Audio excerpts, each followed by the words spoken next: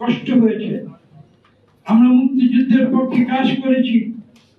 আমি আমার পাসপোর্ট হারিয়েছি, আমার স্কলারশিপ হারিয়েছি, আমি বিরাটের রাজপথে বাংলাদেশের পক্ষে প্রতিবাদ করেছি, কিন্তু আমি কিন্তু মুক্তিযুদ্ধ হতে পারি, কেননা আমি কিন্তু প্রত্যক্ষ মুক্তিযুদ্ধে অংশগ্রহণ করতে পারি নাই। তখন আমি কথাগুলো বলছি এই জন্যে যে এই গৌরবের অধিকারী আপনারা আজকে যারা এই কক্ষে আছেন, আমি আপনাদের প্রতি শ্রদ্ধা জানাই এবং আপনাদের প্রতি আমি আবেদন জানাই যে আপনারা এই দেশের যে কোটি কোটি মানুষ নতুন প্রজন্ম বলে নিজেদের বলে, আমি জানি না নতুন প্রজন্ম বয়স দিয়ে নির্ধারিত হয় কিনা।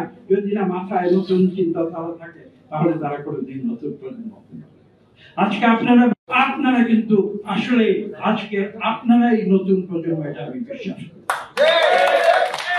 আমি এই অনুরোধ আপনাদের করব যে আজকের নতুন প্রজন্মকে আপনারা সঠিক দিক নির্দেশনা দিয়ে বাংলাদেশ যাতে সত্যিকার বাংলাদেশের যে আদর্শে এই দেশ আপনারা সৃষ্টি করেছিলেন সেই আদর্শ যেন অব্যাহত থাকে। এখান থেকে কেউ যেন ভুল পথে পরিচালিত না হয়, কেউ যেন এই দেশকে ভুল পথে পরিচালিত করতে না পারে। ভিন্ন মতামত থাকবে, কিন্তু এই বাংলাদেশের যে আদর্শ সেই আদর্শকে কিন্তু যারা বিশ্বাস করে না, তারা বাংলাদেশে না থাকতে চায়, বাংলাদেশ থেকে চলে যায়, কোনো বাধা নেই। কিন্তু বাংলাদেশের ভেতরে থেকে বাংলাদেশ সৃষ্টির যে আদর্শ সেই আদর্শের যারা বিরোধিতা করে তাদের সঙ্গে কিন্তু বাংলাদেশ কোনোদিন একসঙ্গে মিলেমিশে থাকে। আমি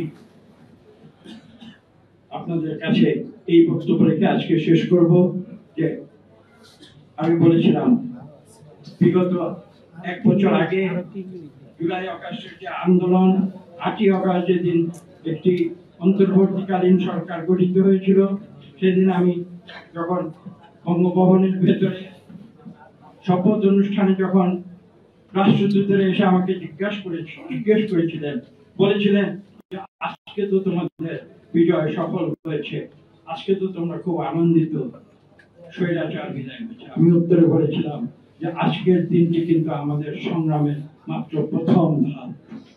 আজকের অন্তর্বর্তীকালীন সরকার গঠিত হয়েছে তার অর্থ এটা নয় যে আমাদের বিজয় সম্পূর্ণ অর্জিত হয়েছে। তারা অবাক হয়ে আমাকে জিজ্ঞাসা করেছিল, তুমি কেন এই কথা বলছো?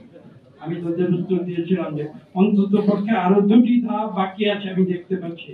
প্রথম ধাপটি হলো এই অন্তর্বর্তীকালীন সরকার কর্তৃক একটি সুষ্ঠু নিরপেক্ষ নির্বাচন অনুষ্ঠিত। আজকে 1 বছর পরেও কিন্তু সেই দ্বিতীয় ধাপটি আমরা অতিক্রম করতে পারি। এবং 3, যে একটি সত্যিকার জনপ্রতিনিধিদের দ্বারা সংসদ গঠিত হওয়া, যে সংসদ বিগত 3টি নির্বাচনে গঠিত হতে পারেনি। এবং এই নতুন প্রজন্মের কথা তোমরা বলো যে নতুন প্রজন্ম কোনোদিন ভোট দিতে পারেনি, তারা যদি ভোট দিতে পারে এবং একটি সত্যিকার জনপ্রতিনিধিত্বশীল একটি সংসদ যদি গঠিত হয়, তাদের মাধ্যমে একটি গণতান্ত্রিক সরকার বাংলাদেশে গঠিত হওয়া এবং গণতান্ত্রিক সিস্টেম 2024-এর সংগ্রাম আমাদের সফল হবে। সেই সংগ্রাম কিন্তু 2024-এর নয়, আমরা বিগত 15 বছর ধরে যে সংগ্রাম করে এসেছিলাম 2024 ছিল তার চূড়ান্ত পর্যায়ে। এটা বুঝতে হবে, একটি বিস্ফোরণমুখ রাজনৈতিক পরিস্থিতি, বিএনপির লক্ষ লক্ষ নেতা কর্মীদের জীবনের বিনিময়ে, জেলে যাওয়ার বিনিময়ে, অত্যাচার নির্যাতনের বিনিময়ে আমরা সৃষ্টি করেছিলাম। সেখানে ছাত্ররা এসে, আমি তাদের ধন্যবাদ জানাই, তারা সঠিক সময়ে একটি স্ফুলিঙ্গ তারা সৃষ্টি করেছিল দেশলাইয়ের কাঠিতে, এবং সেই স্ফুলিঙ্গ সেটা সম্পূর্ণভাবে সরকারকে গ্রাস করে তাদের পালিয়ে যেত।